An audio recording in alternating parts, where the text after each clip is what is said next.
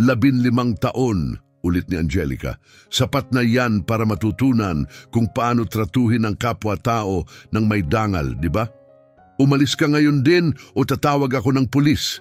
Sigaw ni Manager Rogelio, sabay turo sa pinto ng galit. Sa gitna ng bangko ay nakatayo ang isang dalagang babae. Punit ang kanyang mga damit, walang sapin ang kanyang mga paa at para bang kararating lang niya mula sa lansangan. Ang mga tao sa paligid ay natawa o kaya'y napatingin sa kanya na may paghamak. Gusto ko lang namang tingnan ang balanse ng account ko. Ulit niya, pangatlong beses na. Maayos ngunit matatag ang kanyang boses. Tingnan ang balanse mo, ikaw, tawa ni Rogelio ng may pangungutya. Tumingin ka na nga sa salamin. Ngunit nagbago ang lahat nang nagpasya si Manager Michelle na i-type ang pangalan ng dalaga sa sistema ng bangko. Sa sandaling iyon, biglang natahimik ang buong silid. Ilang minuto pa lang ang nakalilipas mula nang magbukas ang Bangko Nasyonal ng umagang iyon. Isang dalaga ang pumasok, halatang hindi karaniwang kliyente. Punit at marumi ang kanyang mga damit, bakas sa kanyang mukha, ang hirap ng buhay sa lansangan at magulo ang kanyang buhok. Wala siyang sapatos, magaspang at pagod ang kanyang mga paa at may dala lamang na lumang backpack. Pagpasok niya, kumalat ang katahimikan sa buong lobby. Isang matandang babae ang mahigpit na hinawakan ang kanyang pitaka. Isang lalaking nakasuot ng Amerikana ang mabilis na lumihis. Isang ina ang mahigpit na hinawakan ang kamay ng anak niya, puno ng pag-aalala. Hindi pinansin ng dalaga ang sinuman. Diretso lang siya sa front counter. Hindi siya tumingin kaninuman. Nakatingin lang siya ng diretso. Isang security guard ang lumapit sa kanya. Matangkad, matipuno at maayos ang kanyang uniforme. Miss, hindi ka pwedeng pumasok dito, sabi niya. May shelter sa may Central Avenue, doon ka dapat pumunta. Huminto ang dalaga, huminga ng malalim, dahan-dahang ibinaling ang kanyang ulo sa kanya. Gusto ko lang tingnan ang balanse ng account ko, matatag niyang sagot. Maliwanag, tiyak at kumpiyansa ang tono ng kanyang boses, malayong-malayo sa inaasahan ng gwardya mula sa isang kagaya niya. Napatigil ang gwardya. Balanse, ma'am, hindi ito nakakatuwa. Wala kang account dito. Umalis ka na bago pa ako mapilitan. May account ako, giit niya. Gusto ko lang tingnan ang balanse ko. Nagbulungan ng mga tao. May mga tumawa ng mahina. Ang iba'y nagbitaw ng bastos na komento. Tingnan mo yan, sabat ng isa. Akala niya may bank account siya. Nalilito siya. Kawawa naman. Tawagan na ang pulis bago pa siya maghasik ng gulo. Isang kabataang may backpack at suot ang baseball cap ang nagsalita. Guys naman, pakinggan niyo lang siya. Ano bang masama kung hayaan siyang magsalita? Ngunit karamihan ay hindi siya pinansin. Hindi gumalaw ang dalaga. Hindi siya sumigaw. Hindi siya natakot. Tahimik lang siyang naghintay. Dumating na siya, si Rogelio, ang manager ng bangko. May edad na, nakalagay ang buhok sa likod at may bilog na tiyan. Isa sa mga taong humuhusga sa itsura pa lang. Pumasok siya na halatang iritado para bang personal siyang ininsulto ng pangyayari. Anong nangyayari rito? Tanong niya. Tinuro siya ng gwardya. Pumasok po itong dalaga at sinabing may account siya. Pinapalayas ko po pero ayaw umalis. Tiningnan ni Rogelio ang dalaga mula ulo hanggang paa. Puno ng paghamak ang kanyang mukha. Pakinggan mo, malamig niyang sabi. Hindi ko alam kung anong trip mo pero hanggang dito na lang yan. Kagalang-galang ang bangkong ito. Tanging tunay na kliyente lang ang pinagsisilbihan dito. Nakakabahala ka na. Umalis ka na lang. Pero hindi pa rin gumalaw ang dalaga. May account ako rito, ulit niya. Gusto ko lang tingnan ang balanse ko. Karapatan ko yon. Tumawa si Rogelio ng may pangungutya. Karapatan mo? Wala kang karapatan dito. Tumingin ka na nga sa sarili mo. Sa tingin mo ba may account ang isang katulad mo sa bangkong ito? Napalunok ang dalaga pero hindi nanginig ang kanyang boses. Walang kinalaman ang itsura ko sa laman ng account ko, sagot niya. Nagulat si Rogelio. Hindi niya inaasahan iyon pero agad niyang binalik ang pagiging matigas. Sobra na ito, tawagin ang pulis ngayon din. Biglang may mariing boses ng babae ang sumingit sa tensyon. Sandali lang! Lahat ay napalingon. Si Michelle, ang administrative manager, matangkad, payat, nasa 50 taong gulang. Nakaayos ng perpekto sa gray na suit, nakatakong at makapalang makeup. Kilala siya bilang mahigpit, matalas at hindi dapat binabangga. Hindi siya gusto ng karamihan pero nirerespeto siya ng lahat. Lumakad siya papunta sa dalaga, malakas ang tunog ng takong sa marmol. Huminto siya sa harap ng babae, tinitigan ito mula ulo hanggang paa. May halong paghusga at panunuya sa mukha. Sinasabi mong may account ka rito? Oo, sagot ng dalaga. Buong pangalan, utos ni Michelle. Sandaling nag-pause ang babae sa katumugon ng walang pag-aalinlangan, Angelica Cristina Domingo. Tumaas ang kilay ni Michelle at ngumiti ng may panunuya. Angelica Cristina Domingo, napakagandang pangalan. Sayang lang, hindi akma sa itsura mo. Mahinang tawanan ng kumalat sa bangko. Rogelio, tingnan mo sa system, malamig na sabi ni Michelle. Tapusin na natin ang katawa-tawang eksenang to. Lumapit si Rogelio sa pinakamalapit na computer. Sa ilang pindot ng keyboard, tinatype niya ang pangalan. Tumitig siya sa screen ng ilang sandali, tapos ay malalim ang pagkakunot ng noo. Michelle, totoo nga, may nakarehistrong Angelica Cristina Domingo sa system natin. Agad na wala ang ngiti sa mukha ni Michelle. Anong ibig mong sabihin? Singhal niya. Ang ibig kong sabihin, may account talaga sa pangalan niya. Matagal na, sobrang tagal na. Nakarehistro, grabe, 18 taon na ang nakalipas. Biglang natahimik ang buong bangko. Ang silid na kanina'y puno ng pag-uusapan at pangungutya. Ngayoy tahimik na. Tumingin si Michelle kay Angelica, hindi pa rin kumbinsido. Hindi pa yan sapat. Maaring ibang tao lang, yan nakapangalan niya. Maaring pagkakamali sa system. Pwede ring panluloko. Tingnan mo ang mga dokumento sa account, utos niya. Tumango si Rogelio at mabilis na nag-type. Kompleto ang mga dokumento, sabi niya pagkalipas ng ilang saglit. ID niya, CPF, patunay ng tirahan, lahat ay valid at tama. Tahimik pa rin si Angelica, hindi siya gumagalaw, ngunit nagbago na ang kanyang ekspresyon. May katahimikan sa kanyang titig, matatag, malinaw, hindi natitinag. Nagsimula nang magpakita ng pagkainis si Michelle. Sige, sabi niya nang may inis. Tingnan na natin ang balanse. Malay mo, may 50 piso lang naman siya diyan, kung meron man. Nag-click si Rogelio sa account statement at napahinto siya. Namutla ang kanyang mukha. Nanlaki ang mga mata sa gulat. Bahagyang nabuka ang kanyang bibig, ngunit walang salitang lumabas. Napansin yon agad ni Michelle. Rogelio, sabi niya ng may pagkainip, anong balanse? Hindi siya sumagot. Sa halip, inikot niya ang screen ng computer papunta kay Michelle. Lumapit si Michelle para tingnan at sa unang pagkakataon sa mahabang panahon nawalan siya ng masabi. Tahimik pa ring nakatayo si Angelica. Kalma, maayos, nagpapakumbaba, ngunit matatag. Pumikit at kumurap si Michelle ng ilang ulit, inisip na baka mali ang nabasa niya.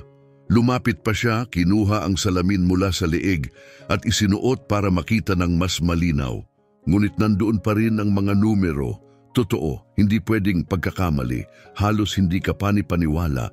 Walang imik, mabilis niyang inikot pabalik ang screen, itinago sa mata ng mga nakapaligid na kliyente. Tumingin siya kay Rogelio, puno ng pag-aalinlangan at inis ang ekspresyon. Siguro may sira ang system, bulong niya. Suriin mo ulit. Si Rogelio na ngayoy halatang pinapawisan na ay muling nag-type. Nanginginig ang mga daliri. Inulit ko na ng ilang beses, sabi niya ng nerbyoso. Walang error, valid ang account, at ang balanse, totoo. Aktibong-aktibo ang account. Tahimik pa rin si Angelica, hindi siya nagyabang, hindi siya humiling ng kahit ano. Tahimik lang siyang naghintay. Unti-unti nang nakaramdam ng kaba ang mga tao. Isang lalaking naka-Amerikana sa pila ang nagsalita. Kalokohan na to, may mahalaga akong meeting sa loob ng 20 minuto. Bakit natin sinasayang ang oras sa babaeng yan? Tumango ang babaeng katabi niya. Nakakainis, iritadong sabi niya. Ang taas ng binabayaran natin sa bangkong to, tapos kailangan nating makasama ang mga ganyang klasing tao, ewan ko na lang sa amoy.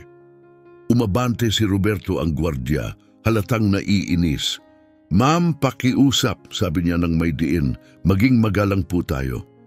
Narinig ni Angelica ang bawat salita, bawat insulto, bawat malupit na hinala, pero hindi siya lumingon, hindi siya sumagot.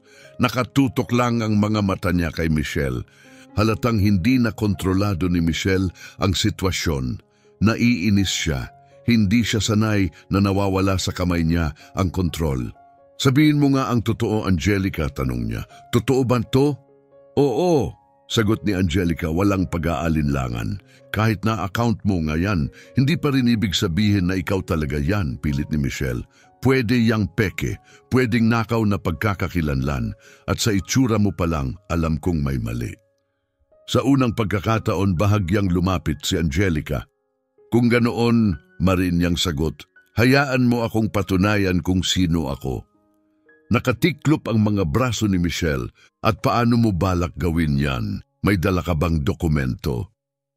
Dahan-dahang inabot ni Angelica ang kanyang backpack. Agad umakto ang gwardya, iniangat ang kamay sa baton, alerto. Kalma lang, mahinang sabi ni Angelica, kukunin ko lang ang pitaka ko. Maingat niyang binuksan ang lumang backpack.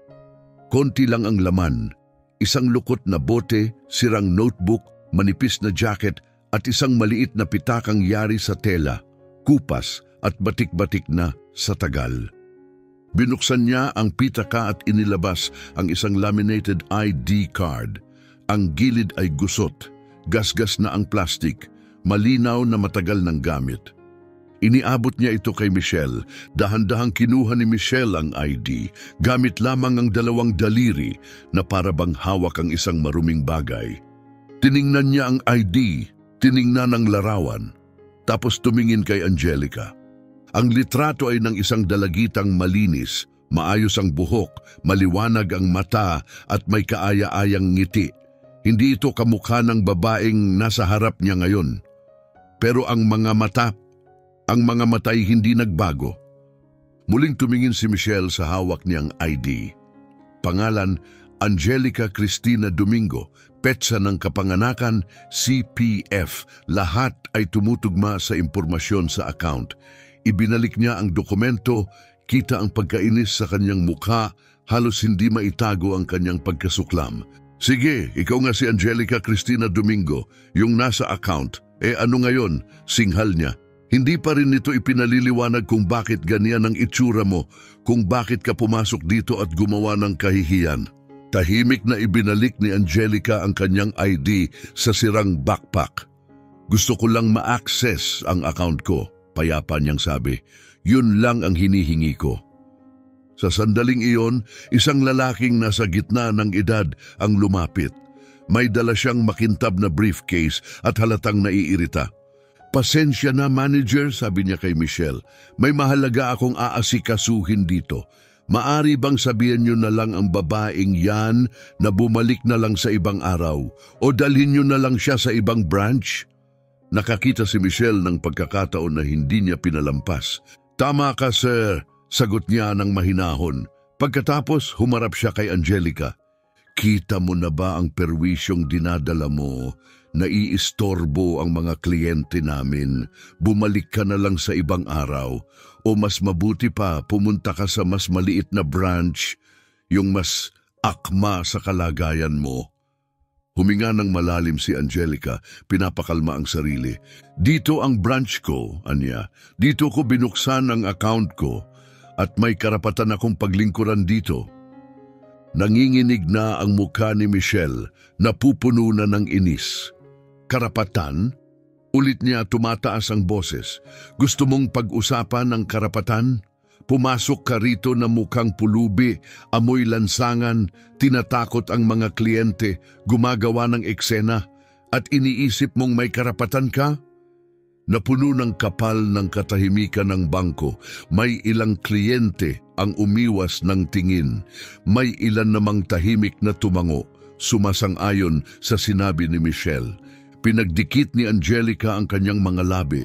Sa unang pagkakataon, may bahid ng damdamin sa kanyang mukha, kirot, pero hindi siya umalis. Alam ko kung ano ang itsura ko, mahina niyang sabi. Alam ko kung ano ang tingin niyo sa akin, pero wala sa alinman doon ang makakabura sa katotohanang isa akong kliyente ng bangkong ito at nararapat lang na igalang ako. Tumawa si Michelle ng malamig, puno ng pang-uuyam. Respeto, yan ay pinaghihirapan at hindi mo yan makukuha kung ganyan ang itsura mo. Sa likod ng counter, hindi mapakali si Rogelio. Hindi siya kilala sa pagiging mabait, pero ramdam niyang lumalagpas na sa tama ang lahat. Baka dapat alamin na lang natin kung anong kailangan niya at... Rogelio, huwag kang sumabat, putol ni Michelle, malamig ang tinig. Bumalik ang tingin niya kay Angelica, puno ng hamon ng boses. Ganito na lang, sabi niya, bibigyan kita ng isang pagkakataon. Dito mismo, sa harap ng lahat, sabihin mo kung magkano ang balanse sa account mo. Kapag malapit ka, tutulungan kita. Pero kung nagsisinungaling ka lang o nanghuhula, lalabas ka sa pintong yan at huwag ka nang babalik. Maliwanag? Tahimik ang buong silid. Hindi agad sumagot si Angelica. Tumayo lang siya roon, tahimik, nakatingin ng diretso, relax ang katawan. Naghintay si Michelle, kampante. Sigurado siyang mabubuko ang sinasabi ni Angelica. Siguro may kaunting laman ang account, iniwan ng kamag-anak o nakalimutang halaga. Hindi ito maaaring malaking pera. Tiningnan siya ni Angelica diretso sa mga mata at sa isang mahinahong matatag na boses, sinabi niya, 12,460,000 piso. Parang nawala ang hangin sa buong silid, tumigil ang lahat, nanigas si Michelle. Nabitiwan ni Rogelio ang mouse at bumagsak ito sa mesa. Nakanganga siya, hindi makapaniwala.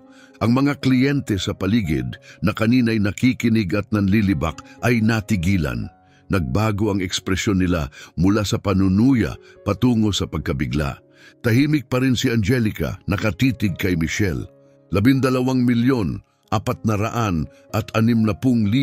ulit niya. Baka mas mataas pa, depende sa interest mula sa huling statement. Lumingon si Michelle kay Rogelio, maputla at nanginginig. I-check mo, sabi niya sa basag na boses. Ngayon na! Nanginginig ang mga kamay ni Rogelio habang muli niyang binuksan ang account. Ilang segundo rin bago nag-load ang system, lahat ng tao sa silid ay tila hindi humihinga. Sa wakas, binasa niya ang balanse sa halos bulong na boses, puno ng pagkabigla, 12,513,942 piso. Tahimik, lubos na katahimikan, walang nagsalita, walang gumalaw. Parang tumigil ang oras sa loob ng bangko. Lahat ay nakatingin kay Angelica, ang babaeng pinagtawanan, minata, minaliit. Akala nila wala siyang halaga, pero ngayon alam na nila ang totoo. Isa siyang milyonarya, halos himatayin na si Michelle. Gumalaw ang labi niya, pero walang lumabas na salita. Naubos ang yabang, nawala ang kontrol, biglang naglaho. Si Rogelio ay nanatiling nakatulala, mabilis ang pagkukurap, umaasang magbabago ang mga numero. Ang lalaking naka-gray suit, yung gustong paalisin si Angelica, ay napatras at natisod sa sarili niyang briefcase. Si Angelica ay nanatiling gaya ng pagkakapasok niya. Kalma, tahimik, walang bahid ng pagmamataas, walang galit, wala ring paghihiganti. Puro dignidad lang ang kanyang dala. At sa gitna ng katahimikan, malinaw ang kanyang tinig. Maari na po ba akong paglingkuran ngayon? Napalunok si Michelle. Pilit niyang kinokolekta ang sarili pero nanginginig ang boses. Ako. Kailangan kong, Rogelio, i-verify mo ang detalye ng account na to. Tingnan mo lahat. Agad tumango si Rogelio. Mabilis ang mga daliri sa keyboard. Binuksan muli ang account at sinimulang suriin petsa ng pagbubukas, mga dokumentong isinumite, bawat transaksyon. 18 taon na mula nang buksan ang account na ito, sabi ni Rogelio, paos pa rin ang boses sa gulat. May-ari ng account, Angelica Cristina Domingo. Walang transaksyon sa nakaraang 6 na buwan, pero bago noon, may mga regular na deposito, paglilipat ng pondo, lahat ay maayos. Bahagyang bumuntong hininga si Angelica, 6 na buwan, umalingaw-ngaw ang detalye sa isip ng mga nakikinig, 6 na buwang katahimikan, 6 na buwang walang galaw. At para kay Angelica, malinaw na iyon ang pinakamabigat, pinakamasakit na mga buwan ng kanyang buhay. Sa dulo ng silid tahimik na pinapanood ni Donna Concepcion, isang matagal ng empleyado ng bangko, ang lahat. 2 dekada na siyang nagtatrabaho roon. Halos kilala niya ang bawat lumang kliyente sa pangalan at biglang may naalala siyang mahalaga. Dahan-dahan siyang tumayo mula sa kanyang mesa at lumapit sa grupo. Mabagal ang kanyang hakbang pero puno ng layunin. Pasensya na, mahinahon niyang sabi. Napalingon si Michelle, halatang naiinis.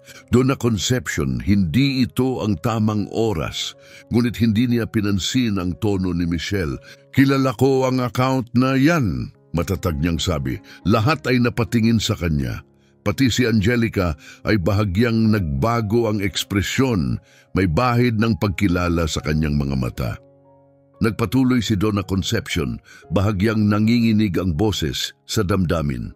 Ang account na yan ay binuksan ni na Dr. Roberto Domingo at Dr. Jennifer Domingo. Mga VIP clients sila rito, kagalang-galang na mga profesional. May-ari sila ng kilalang chain ng mga klinika medikal sa lungsod. Nanlaki ang mga mata ni Michelle. Ang mga Domingo, oo, naalala ko sila, mayaman sila, iginagalang. Oo, sabi ni Donna Concepcion tumango. Binuksan nila ang account na ito para sa kanilang nag-iisang anak, si Angelica. Buwan-buwan silang nagdedeposito para sa kinabukasan ng anak nila. Pumikit sandali si Angelica, dumaan sa mukha niya ang matinding lungkot at sakit. Lumapit pa si Donna Concepcion. Angelica, maliit ka pa noon. Naalala ko, pag dumarating kayo ng mga magulang mo, lagi kang nakangiti, mabait. Ano ang nangyari sa'yo, anak? Dahan-dahang iminulat ni Angelica ang mga mata. Halos pumatak ang luha. Pero pinigilan niya ito. Namatay ang mga magulang ko, 6 na buwan na ang nakararaan, mahina niyang sabi. Sa isang aksidente sa sasakyan. May marahang paghikbi sa paligid, natahimik ang buong bangko. Itinaas ni Donna Concepcion ng kamay sa kanyang dibdib. Punong-puno ng awa, napaluha siya. Diyos ko, hindi ko alam, pasensya na anak, patawarin mo kami. Bahagyang tumango si Angelica, nagpapasalamat sa sinseridad. Hindi mapigilan ni Rogelio ang tanong na iniikot sa isipan ng lahat. Pero paano? Sa dami ng pera mo, bakit ka napunta sa ganitong kalagayan? Hindi nanginig ang boses ni Angelica, payapa pero puno ng sakit. Ang tiya at tiyo ko, sabi niya, sina Sonia at Carlos, pagkamatay ng mga magulang ko, sila ang dumating. Sinabi nilang sila raw ang magiging tagapag-alaga ko, na sila ang bahala sa lahat. Nalulumbay ako, nalilito, naniwala ako. Huminga siya ng malalim bago nagpatuloy. 2 linggo pagkatapos, pinipilit nila akong pumirma ng mga dokumento, mga legal na papeles na maglilipat ng lahat, ang mana, negosyo, mga account sa kanila. Sinabi nilang para raw sa ikabubuti ko dahil masyado pa akong bata para hawakan ang mga ito. Nang tumanggi ako, nagbago ang lahat. Halos hindi makahinga si Michelle, nanlaki ang mga mata, walang masabi. Ikinulong nila ako sa bahay, kinuha ang cellphone ko, hindi ako pinapalabas. Sinabi nilang may sakit ako sa pag-iisip, na delusional daw ako at kailangan kong ipa-confine. Sinubukan nila akong ipasok sa psychiatric facility laban sa kagustuhan ko. Napasinghap si Donna Concepcion, tinakpan ang bibig sa gulat, ngunit nagpatuloy si Angelica mas matatag na ngayon. Isang gabi, nakatakas ako. Inakyat ko ang pader sa likod ng bahay at tumakbo. Ang backpack lang na ito ang dala ko. Mga bagay na itinago ko kung sakaling may mangyari. Wala akong mapuntahan, wala akong malapitan. Pagkatapos ng libing, naglaho ang lahat ng kaibigan ng mga magulang ko. Nauwi ako sa kalye. Kita kay Rogelio ang awa at pagkabigla. Pero bakit hindi ka tumakbo sa pulis? Bakit hindi ka humingi ng tulong? Ginawa ko, sagot niya. Pumunta ako sa presinto, pero may koneksyon ng tiya at tiyo ko. Malalakas. Sinabihan nila ang mga pulis na may sakit ako sa pag-iisip na tumatakas ako sa gamutan. May dala pa silang peking medical reports. Walang naniwala sa akin. Dahan-dahan siyang lumingon sa paligid. Sa lahat ng taong humusga sa kanya, batay lang sa itsura. Kapag nasa lansangan ka, kapag marumi ka at mag-isa, hindi ka na nakikita ng mga tao bilang tao. Kahit anong sabihin mo, walang nakikinig, walang naniniwala. Tumahimik muli ang buong bangko. Maraming kliyente ang napayuko, hindi makatingin sa kanya. Pero hindi ako sumuko, patuloy ni Angelica. Bago ako tumakas, isinulat ko ang numero ng abogado ng tatay ko, si Dr. Mario Flores. Nakahanap ako ng payphone at tinawagan siya. Sinabi ko ang lahat. Sandali siyang tumigil at naniwala siya. Ngumiti ng marahan si Donna Concepcion kahit puno ng luha. At napatunayan ba niya? Tumango si Angelica. Oo, nagsimula siyang mag-imbestiga. Kinuha ang mga ebidensya, mga pirma, pekeng papeles, mga record ng transaksyon. Noong nakaraang linggo, nagpasya ang hukom. Napatunayan ang mga kasalanan ng tiya-tiyo ko, pandaraya, illegal na pagkulong at falsification of documents. Ibinalik sa akin ang lahat ng ari-arian ng mga magulang ko. Inalis ng korte ang freeze sa lahat ng account. Tumingin siya ng diretso kay Michelle. Kasama ito, hindi nakapagsalita si Michelle, tuluyang natigilan. Mula sa likod, isang binatang kliyente ang bahagyang nagtaas ng boses, nanginginig. Pasensya na sa paraan ng pagtrato ko sa iyo kanina. Hindi ko alam. Ngumiti ng marahan si Angelica, pagod pero taos. Walang nakakalam, mahinahon niyang sabi, pero lahat humuhusga. Lumapit si Donna Concepcion, patak ang luha. Bakit hindi ka pumunta sa amin, Hija? Bakit hindi sa bangko? Matutulungan ka sana namin. Sinubukan ko, sagot ni Angelica. 3 beses akong pumunta rito nitong mga nakaraang linggo. Pero hindi ako pinapasok. Pinalayas ako bago pa ako makapagsalita. Itinaas niya ang ulo, marangal at payapa. Ngayong araw, nangako ako sa sarili ko. Hindi ako aalis hanggat may nakikinig sa akin. Lubos na nagbago ang mukha ni Michelle. Wala na ang kayabangan. Pinalitan ito ng kahihiyan. Yumuko siya sandali. Ramdam ang bigat ng kanyang pagkakamali.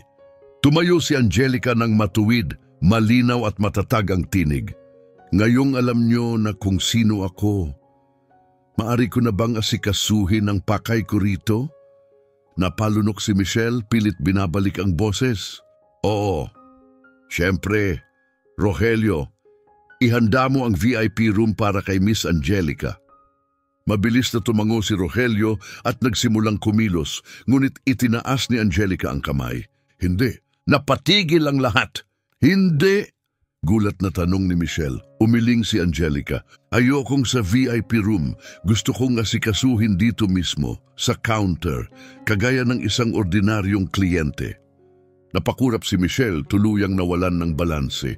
Pero sa ganyang balanse, kwalipikado kang tumanggap ng priority service, pautal-utal niyang sabi. Isa ka ng premium client. Alam ko kung sino ako, sagot ni Angelica, pinutol siya. Kalma ang boses niya pero matatag. Ang problema, kayo hindi. Wala ni isa sa inyo ang may alam. At kahit wala kayong alam tungkol sa akin, agad kayong humusga. Tinrato niyo ako na parang wala akong halaga.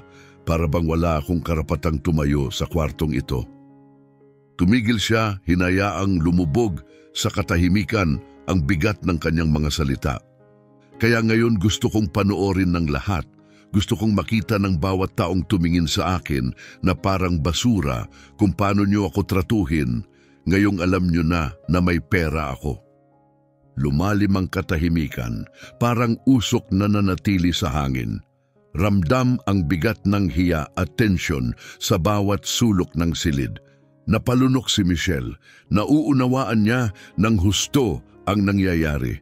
Hindi lang basta gumaganti si Angelica, nagtuturo siya ng leksyon at isang matinding leksyon ito, hayagan at walang ligtas. Ayon sa kagustuhan mo, mahina niyang tugon, halos pabulong. Lumakad si Angelica nang may kumpiyansa papunta sa pangunahing counter. Si Rogelio, bagaman halatang gulat pa rin, ay mabilis na sumaklolo. Nag-log-in siya agad sa system. Walang kliyente ang gumalaw, walang lumabas. Lahat ay nanatili sa kinatatayuan, nakatitig sa biglaang pagbabaligtad ng sitwasyon. Ano ang gusto niyong gawin? Tanong ni Rogelio nerbiyoso. Una, ani Angelica, gusto ko ng buong statement ng account sa nakalipas na 6 na buwan. Kailangang malaman ko kung may nagtangkang galawin ang pera ko nang walang pahintulot. Tumango si Rogelio at mabilis na nagtrabaho. Nag-type siya saka nag-print ng ilang pahina ng records. Kinuha ni Angelica ang mga papel at sinimulang basahin, maingat, bawat linya. Mata niyang mapanuri, isa-isang sinisiyasat ang bawat transaksyon, bawat petsa, bawat detalye.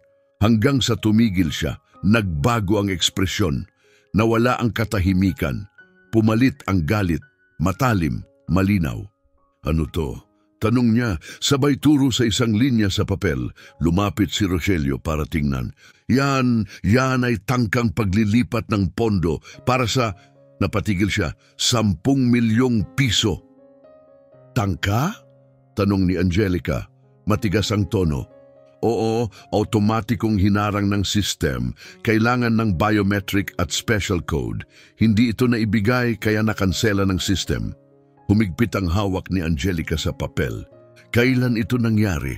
Agosto 15, sagot ni Rogelio. 3 buwan na ang nakalilipas.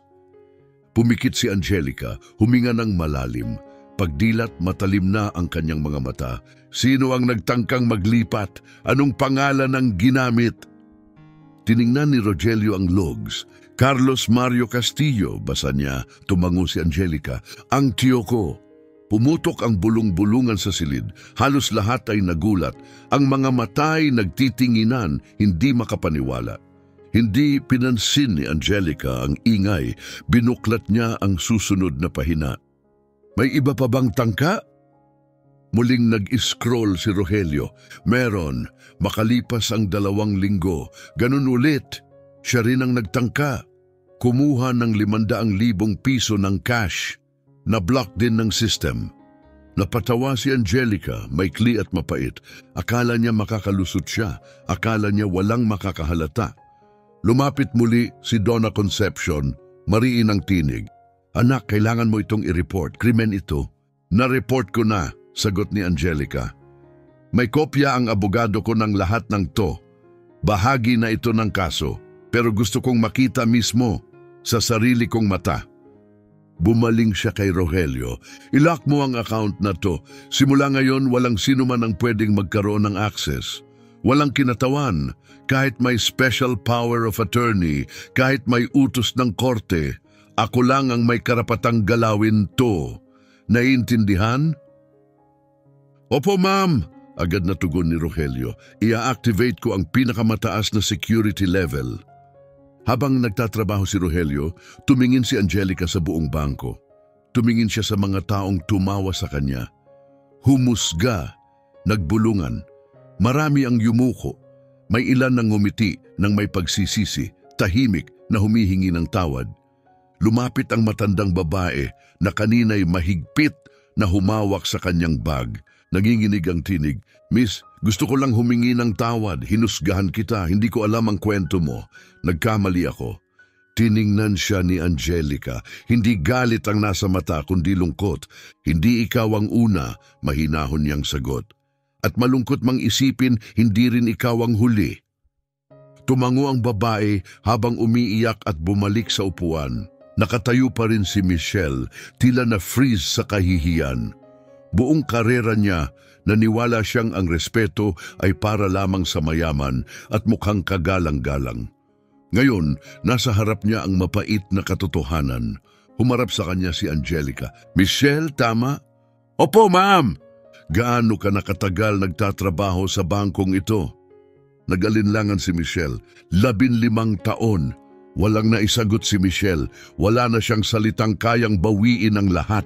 Nanatiling kalmado ang tinig ni Angelica. Tinawag mo akong pulubi. Sinabi mong amoy ako ng lansangan. Sinabi mong wala akong karapatan. Nakahihiyan ako sa mga seryosong kliyente mo. Asher, bawat salitang binitiwan ni Angelica ay tumagos sa konsensya ni Michelle. Parang punyal na dahan-dahang bumaon. Alam mo ba kung ilang beses ko nang narinig ang mga insultong yan sa nakalipas na 6 na buwan? Tanong niya, matatag ang boses. Mula sa mga pulis, sa mga gwardiya, sa mga estranghero sa lansangan, sa mga taong kagaya mo. Mga taong iniisip na mas mataas sila dahil lang may trabaho sila, malinis ang suot at may bahay na matutulugan. Isang hakbang ang ginawa ni Angelica papalapit. Pero alam mo ba kung ano ang natutunan ko sa lahat ng ito? Nagpatuloy siya. Natutunan kong walang kinalaman ang pagkatao sa yaman. May mga taong may pera pero puno ng kalupitan. At may mga taong nasa lansangan na nananatiling may dignidad, may malasakit, may pagkatao. Nangilid ang luha sa mga mata ni Michelle. Pero hindi pa tapos si Angelica. Sa balansi na meron ako sa bangkong ito at sa impluensyang naiwan ng pamilya ko, kaya kong tapusin ang karera mo sa isang tawag, sabi niya, walang yabang sa boses. Pwede kong hilingin na magbitiw ka ngayon din at nasa karapatan ako para gawin yon, namutla si Michelle. Pero hindi ko gagawin, dagdag ni Angelica, mahinahon. Napatingin si Michelle, gulat, hindi niya inaasahan yon. Hindi ako katulad mo, sabi ni Angelica. Hindi ko hinuhusgahan ng tao base sa pinakamasamang araw nila. Naniniwala akong kaya ng tao na magbago, na lahat ay may karapatang magkaroon ng pangalawang pagkakataon para maging mas mabuti. Isang luha ang tuluyang bumagsak sa pisngi ni Michelle. Pero gusto kong tandaan mo ang araw na to. Patuloy ni Angelica. Tandaan mo kung paano mo ako pinakitunguhan noong pumasok ako sa bangkong to. Tandaan mo ang sandaling ito sa tuwing may papasok na hindi tugma sa iniisip mong kagalang-galang na kliyente. Tandaan mo yan sa tuwing may tuksokang humusga o manghamak. Nagtagpo ang kanilang mga mata. Dahil hindi mo alam kung sino ang kaharap mo, hindi mo alam ang kwento nila, at mas mahalaga, hindi mo alam kung kailan ikaw ang nasa ganoong kalagayan. Wala nang nasabi si Michelle kundi tango. Dumaloy ang luha sa kanyang mukha. Pasensya na, mahina niyang bulong. Totoo pong nagsisisi ako. Tahimik si Angelica sa una. Pagkatapos tumango siya. Mabagal, malalim, may pag-unawa. Tumayo si Rogelio mula sa likod ng computer, mas kalmado na ngayon. Tapos na po, Miss Angelica, aniya. Secure na ang account, kayo na lang ang may access mula ngayon. Salamat, sagot ni Angelica. Tiningnan niya ang bank statement na hawak niya at pagkatapos ang mga taong dating tumingin sa kanya na may paghamak. Ngayon, ang mga mata nila ay puno ng respeto at pagsisisi. Gusto ko pong mag-withdraw, sabi niya. Tumayo si Rogelio. Siyempre, magkano po ang gusto niyong i-withdraw? Nag-isip si Angelica sandali. 50,000 piso cash. Halos mabilawkan si Rogelio. 50,000 cash? Oh, ulit ni Angelica, kalmado pa rin. Naglinis ng lalamunan si Rogelio, halatang kinakabahan. Ma'am, para sa halagang yan, may ilang proseso po tayong kailangang sundan. Una, kailangang i-verify kung may sapat tayong cash sa ngayon. Pangalawa, Kailangan niyong punan ang high-value withdrawal form at magpakita ng valid ID. At pangatlo, para sa seguridad at legal na dahilan, bukas po made available ang pera. Ayos lang po ba yon? Tumango si Angelica. Walang problema, ischedule niyo bukas, ganitong oras din. Perfect, sagot ni Rogelio. Kita ang ginhawa. Ihahanda ko na ang lahat. Pipirma po kayo ngayon at bukas niyo na lang kukunin ang pera. Maingat na lumapit si Michelle. Miss Angelica, para po sa inyong kaligtasan, inirerekomenda naming gumamit kayo ng security escort o armored vehicle para sa transfer. Ngumiti si Angelica ng bahagya, magalang. Salamat sa pag-aalala. Ako na po ang bahala sa pag-aayos niyon. Habang inihahanda ni Rogelio ang mga papel, nanatili si Angelica sa gitna ng silid. Wala na ang dating bigat ng paghuhusga. Ang natiray tahimik na paghanga at pagsisisi. Mula sa likuran, muling lumapit si Donna Concepcion, may dalang upuan. Umupo ka, anak. Sigurado akong pagod ka na. Tiningnan ni Angelica ang upuan, tapos ang mabait na mukha ni Donna Concepcion. At sa unang pagkakataon, mula nang pumasok siya sa bangko, ngumiti siya. Maliit pero totoo. Salamat po, sabi niya at naupo. Bumalik si Rogelio, dala ang mga dokumento. Pinirmahan ni Angelica ang bawat pahina ng maayos at walang pag-aalinlangan. Ibinigay muli ang kanyang ID para sa beripikasyon. Naitala na ng formal sa system ang transaksyon. Tapos na po, Miss Angelica, ani Rogelio. Bukas, eksaktong 2:00 ng hapon, handa na ang pera. Dalhin lang muli ang inyong ID at pipirma na lang kayo sa final receipt. Perfect, salamat, sagot ni Angelica. Tumayo siya, isinabit ang kanyang lumang backpack sa balikat. Hanggang bukas, kung ganon. Dumating si Angelica sa bangko eksaktong 2:00 ng hapon. Pero sa pagkakataong ito, wala nang mga tingin ng paghamak. Wala nang ngiting mapanlait. Wala nang bulungan. May ilan pang empleyado ang magalang na tumango habang siya'y dumaraan. Lumabas si Rogelio para personal siyang salubungin. Magandang hapon, Miss Angelica. Handa na po ang withdrawal nyo. Kung maari po, dumaan tayo sa VIP room. Dito na lang, mahina at mahinahon niyang sabi, pinutol siya. Dalhin niyo na lang sa counter. Nag-alinlangan si Rogelio sa loob ng ilang segundo pero tumango rin sa huli. Ayon sa gusto niyo, sagot ni Rogelio. Magalang. Lumakad siya papunta sa likod. Ilang sandali pa, bumalik siyang may dalang makinis na itim na briefcase. Maingat niyang inilapag ito sa counter at binuksan. Sa loob, maayos na nakasalansan ang eksaktong halagang hiniling ni Angelica. 50,000 piso sa malulutong, bagong-bagong perang papel.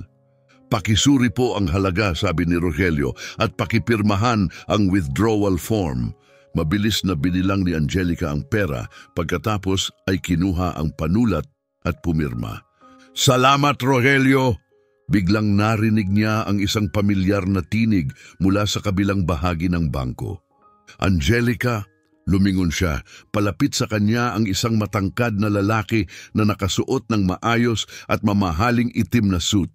Kulay abo na ang buhok, makinang ang salamin at may tindig na puno ng kumpiyansa. Pero hindi nakakatakot.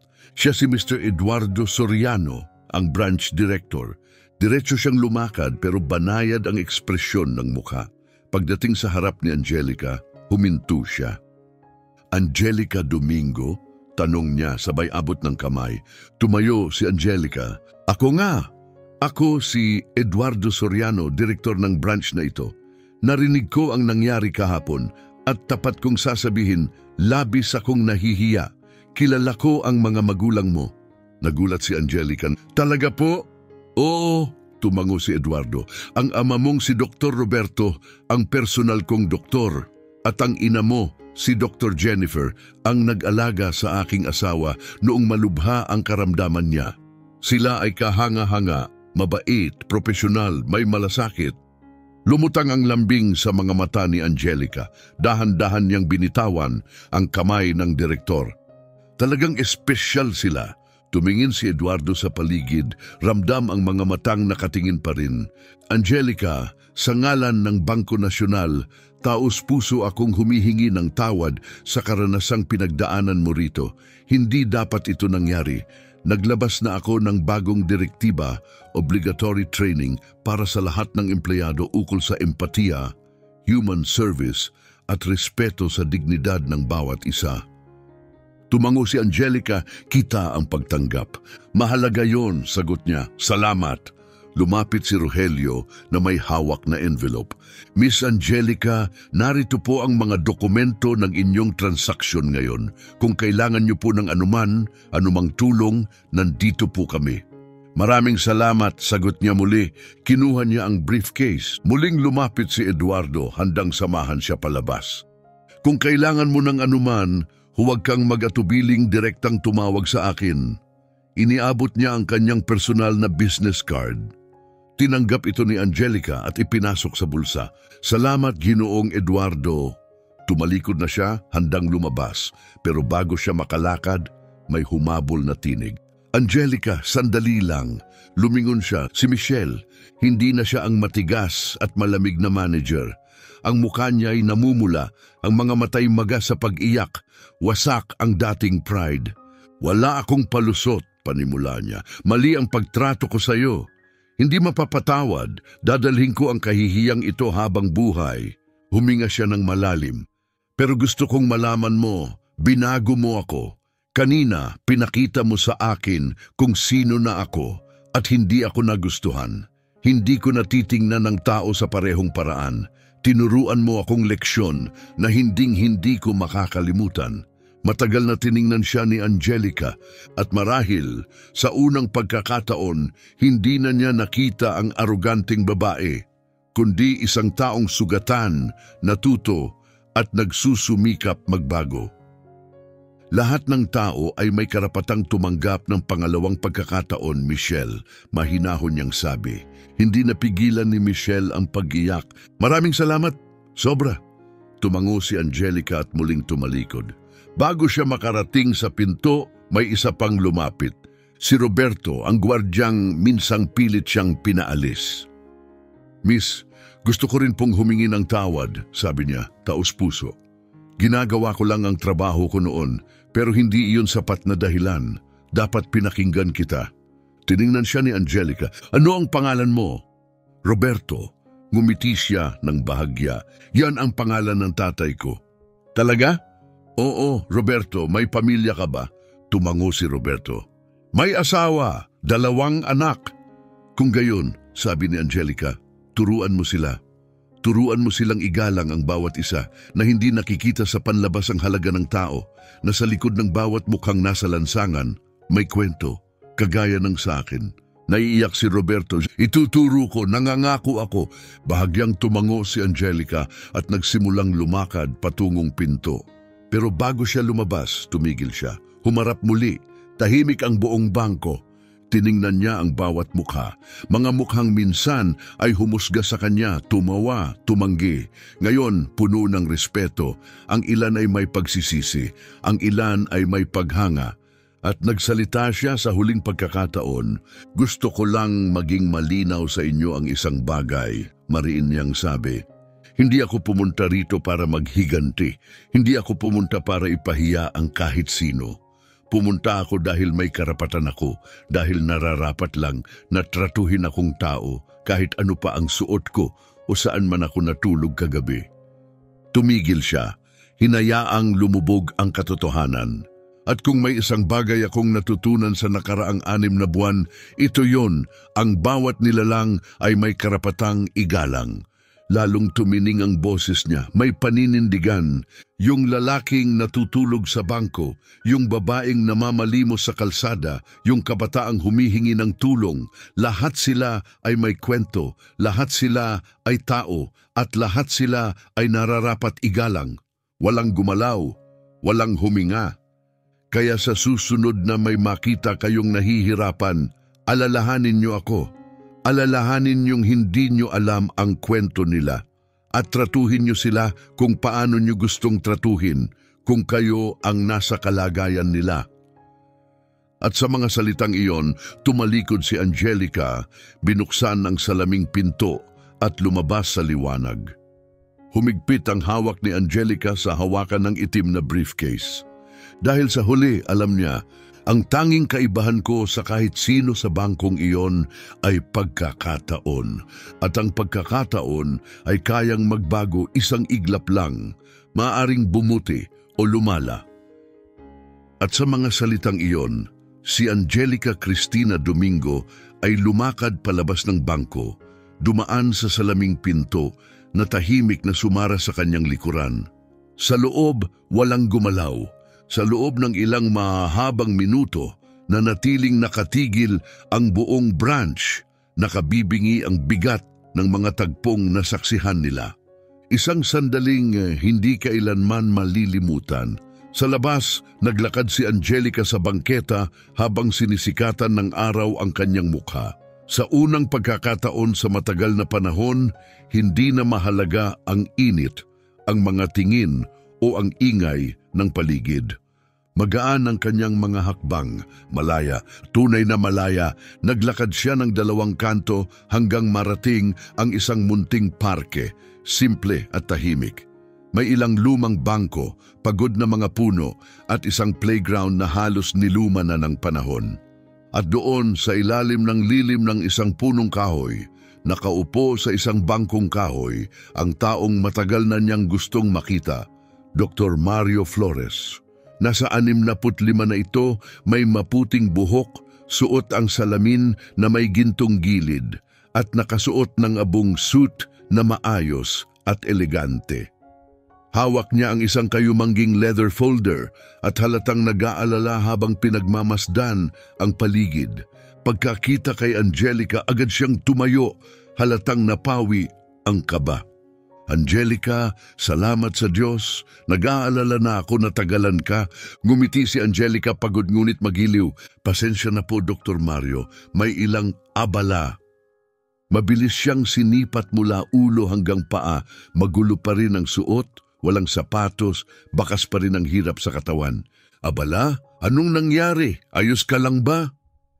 Ayos na ako, sagot ni Angelica. Mas ayos kaysa sa matagal na panahon. Umupo sila sa bangko, maingat na inilapag ni Angelica ang briefcase sa tabi.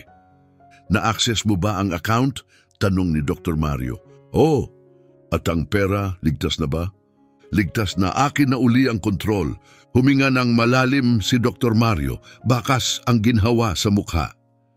Napakagandang balita yan. Ngayon, maaari na tayong magsimula muli. Hahanap tayo ng maayos mong matutuluyan, damit, gamutan, lahat ng kailangan mo.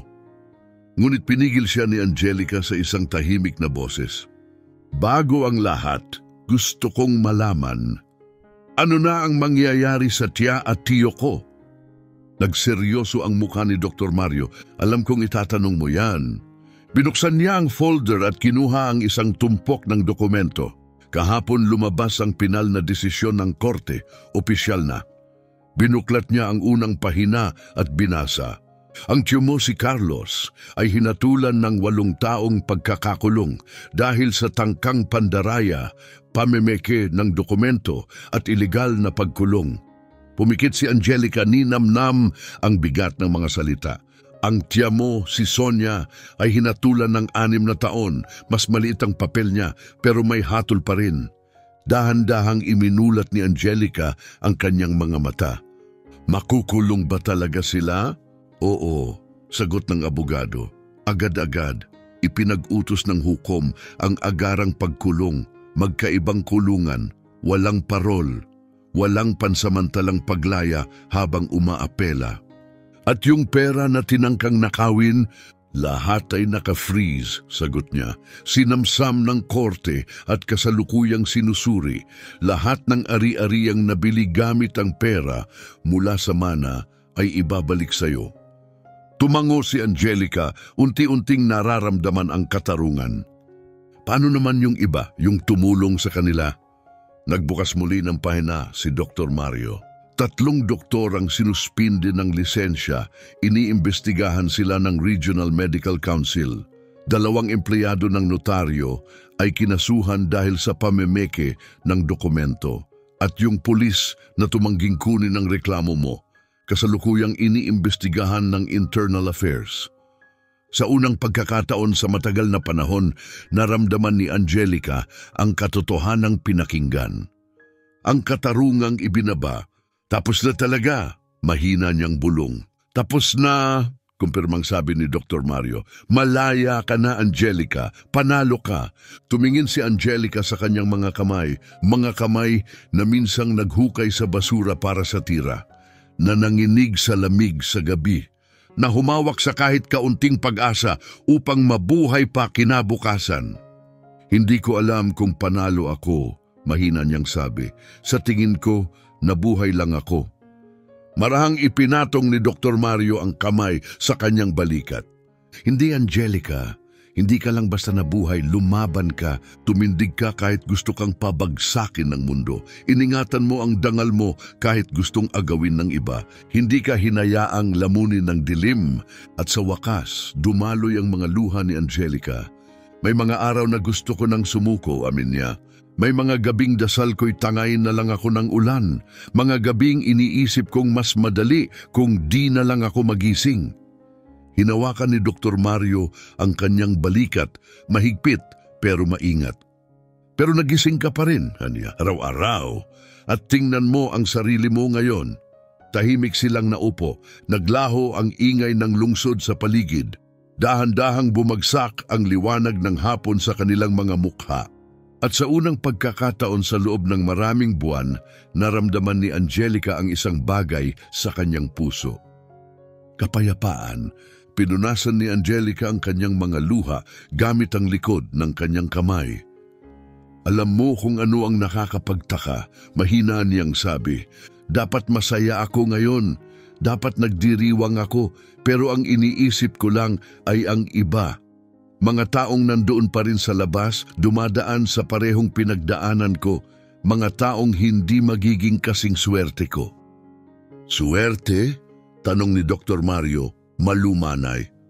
Oo, swerte ako kasi may naniwala sa akin. Mayroon akong ikaw kung hindi mo sinagot ang tawag ko nung gabing yon. Pero sinagot ko, sagot ni Dr. Mario, mahinahon ngunit matatag ang tinig. At Angelica, hindi yon swerte, yon ay ikaw. Ikaw ang piniling lumaban. Ikaw ang hindi bumitaw. Huminga ng malalim si Angelica, pinapakalma ang damdamin. Gusto kong may gawin. Yung totoo, yung may saysay. Nakakunot ang noo ni Dr. Mario sa kuryosidad. Ano ang naiisip mo? Tumingin si Angelica sa itim na briefcase sa tabi niya. Ang parehong briefcase na puno ng perang minsan ay inakala niyang hindi na niya makikita muli. Gusto kong lumikha ng isang pondo ng suporta para sa mga taong nawalan ng tahanan na gustong bumangon, legal na tulong, pansamantalang tirahan, tulong sa pagbawi ng ED gamutan, lahat ng mga bagay na kailangan ko pero hindi ko nahanap. Dahan-dahang sumilay ang isang mainit na ngiti sa mukha ng abogado. Ipagmamalaki ka ng mga magulang mo. Totoo po ba? Tiyak ako, sabi niya. Mapagbigay sila. Totoong may malasakit.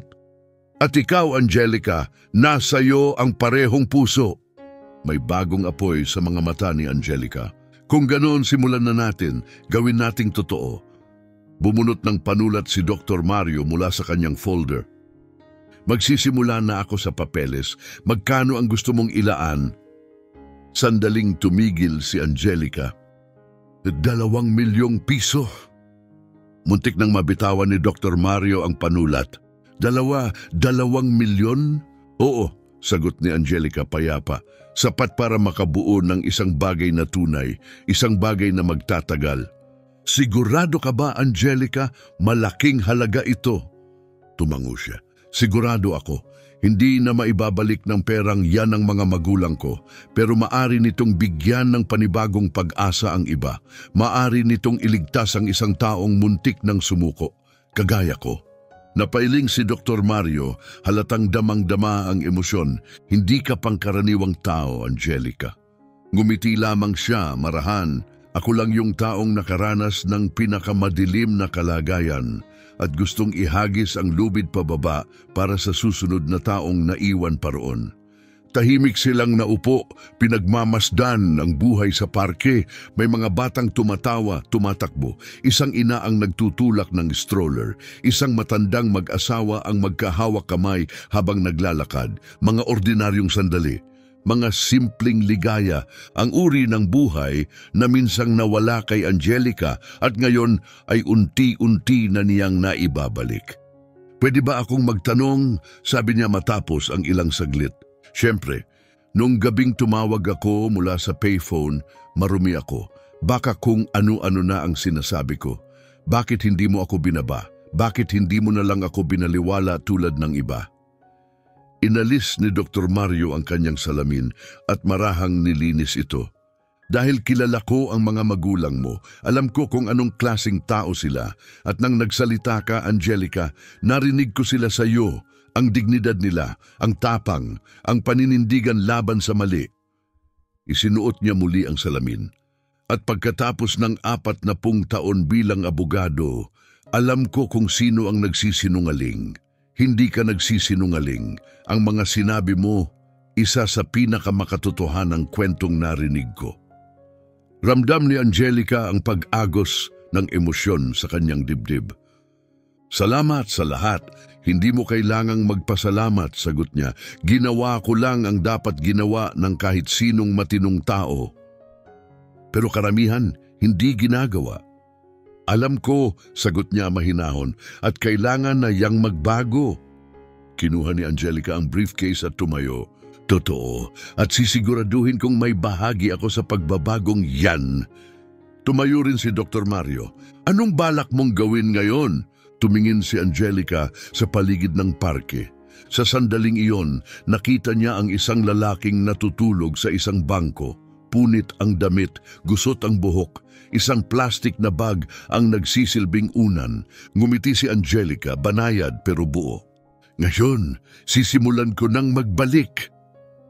Angelica ay nakatayo sa harap ng isang munting karinderya sa gitna ng lungsod. Hindi na siya ang parehong babaeng minsang pinalaya sa bangko. Suot niya ang isang malinis na puting t-shirt na nakasuksok sa payak na maong. Simple lang ang sapatos, isang pares ng komportabling sneakers. Malinis na ang kanyang buhok, nakatali sa maayos na ponytail. Pero ang kanyang mga mata ay may apoy pa rin, apoy ng tapang, apoy ng layunin. Binuksan niya ang pinto at pumasok. Ang karinderya ay payak, plastik na mesa, amoy ng lutong bahay na pagkain ang bumabalot sa hangin. Ilang tahimik na customer ang kumakain ng huling hapunan. Sa likod ng counter, nakatayo ang isang matandang babae, mga 60 taong gulang, maitim ang balat, kulay pilak ang buhok na nakaayos sa isang bun. Pagtingin ng babae sa pumasok, nakasuot ng apron na may mantsa ng tomato sauce ang babaeng nasa likod ng counter. Magaspang ang kanyang mga kamay, patunay ng taon ng marangal at pagod na trabaho. Dahan-dahang lumapit si Angelica, tumingala ang babae at binati siya ng mainit pero pagod ng ngiti. "Magandang hapon, Hija. Anong maipaglilingkod ko sa iyo?" "Donna Maria." Kumunot ang noo ng babae, litong-lito. "Oh, ako nga, magkakilala ba tayo?" "Baka hindi nyo na maalala," mahinang sabi ni Angelica. "Pero 2 buwan na ang nakalilipas. Sa isang gabing sobrang lamig, natutulog ako sa bangko sa labas ng karinderyang ito. Dinalhan nyo ako ng mainit na pagkain at lumang kumot." Nanlaki ang mga mata ni Donna Maria.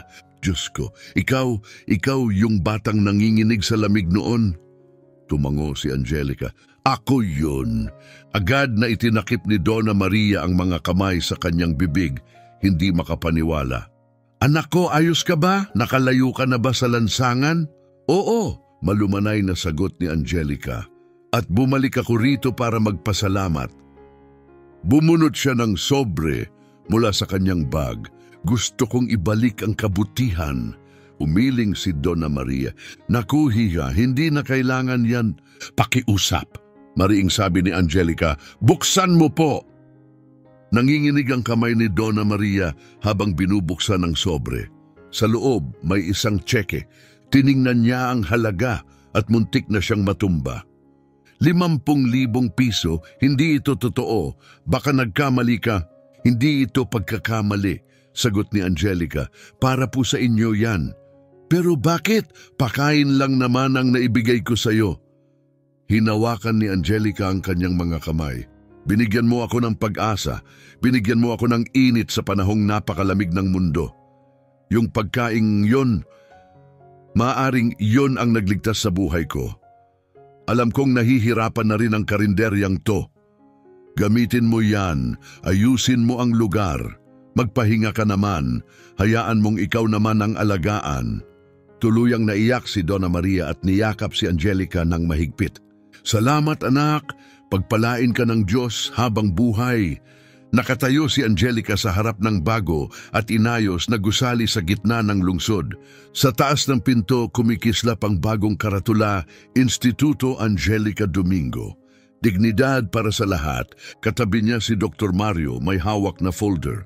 Opisyal na, ani nito nakangiti. Aktibo na ang pondo, may sarili ka ng institusyon. Sa puntong iyon, bumukas ang pinto at lumabas si Donna Concepcion, hindi na empleyado ng bangko. Siya ay nagretiro na at ngayon ay unang coordinator ng institusyon. Angelica, sigaw niya, tuwang-tuwa. May higit 50 applications na agad para humingi ng tulong. Ngumiti si Angelica. Kung ganon, simulan na natin ang trabaho. Pagpasok nila, simpleng ngunit mainit ang loob ng institusyon. May front desk, mga computer para sa mga naghahanap ng trabaho, opisina para sa legal counseling, isang maliit na medical room at sa likod, isang malinis at ligtas na silungan, may mga kama at mainit na paligo. Lahat ng minsang kailangan ni Angelica, lahat ng minsang ipinagkait sa kanya. Sa isang dingding, may mga litrato sa frame. Ang kanyang mga magulang, Dr. Roberto at Dr. Jennifer, nakasuot ng puting coat, nakangiti habang inaalagaan ang mga pasyente. Huminto si Angelica sa isang larawan. Larawan niya bilang bata nakatayo sa gitna ng kanyang ina at ama. Nagawa ko, mahinang bulong niya, may luha sa mga mata. Hindi ako sumuko. Nakakatulong na ang institusyon sa higit 200 katao. Abala si Angelica sa opisina ng may kumatok. Tuloy po. Laking gulat niya, si Michelle, ang dating branch manager. Ngunit ibang-iba na ang anyo nito, mas malambot, mapagpakumbaba. Angelica, umalis na ako sa bangko, sabi niya. Bakit? Tanong ni Angelica nagulat. Dahil hindi ko na kayang manatili. Sa tuwing pumapasok ako roon, naaalala ko kung paano kita trinato. Hindi ako matahimik. Kaya umalis ako. Nagsimula akong mag-volunteer.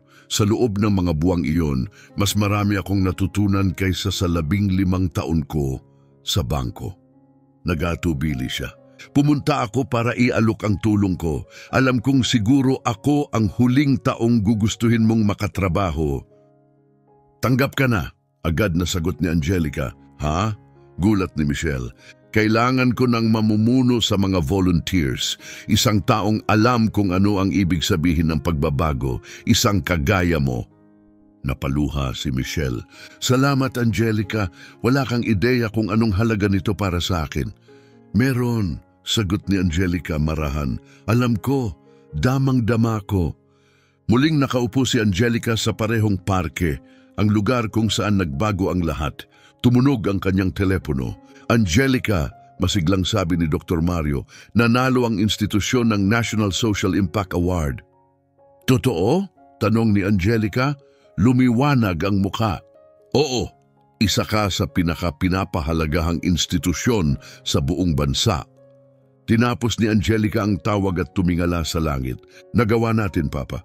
Nagawa natin, Mama. Hindi nanalo ang sakit. Isang banayad na simoy ng hangin ang dumaan. Tumayo siya mula sa bangko at nagsimulang maglakad. Hindi na ito ang lakad ng isang nilalabanan ang buhay. Ito'y lakad ng isang taong natagpuan na ang kanyang lugar sa mundo. Sa pagliko niya sa kanto ng parke, napansin niya ang isang binatang nakaupo sa lupa. Marumi ang damit, maputla ang mukha, may plastic cup sa tabi niya, binabaliwala ng lahat ng dumadaan. Huminto si Angelica, lumuhod siya sa harap ng lalaki. "Anong pangalan mo?" tanong niya, nagulat ang binata. "Mateus." "Mateus, gutom ka ba?" Tumango ito, halos lumuha. "Oo." Inabot ni Angelica ang kanyang kamay. "Sumama ka sa akin. May lugar kung saan ka pwedeng kumain, maligo, matulog ng ligtas. At kung gusto mo, tutulungan ka naming muling magsimula." Nag-aalangan si Mateus. Bakit mo tutulungan ang isang katulad ko?" Ngumiti si Angelica. "Dahil minsan may tumulong din sa akin noong wala na akong kahit ano. Ngayon, ako naman ang gagawa ng pareho." Kinuha niya ang kamay ni Angelica at sabay silang tumayo. Dalawang nakaligtas, dalawang kwento. Isang mensahe, huwag humusga, huwag baliwalain, huwag maliitin. Dahil ang dignidad ay hindi nabibili, ito'y isinasabuhay.